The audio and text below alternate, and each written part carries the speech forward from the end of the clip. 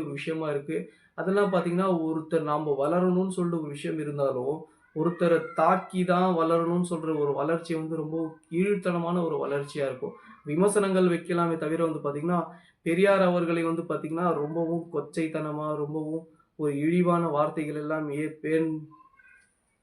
பயன்படுத்தி இந்த மாரியெல்லாம் கேட்கக்கூடிய விஷயங்கள பார்த்தீங்கன்னா, ரொம்பவும் ஒரு தவறான ஒரு விஷயமா எனக்கு தோணுது. அதெல்லாம் பார்த்தீங்கன்னா, அண்ணன் சீமான் அவர்கள் மேல வந்து பார்த்தீங்கன்னா, நெறைய விஷயங்கள் வந்து கேட்கணும்னு சொல்லிட்டு நெறைய கேள்விகளா இருக்கு எனக்கு.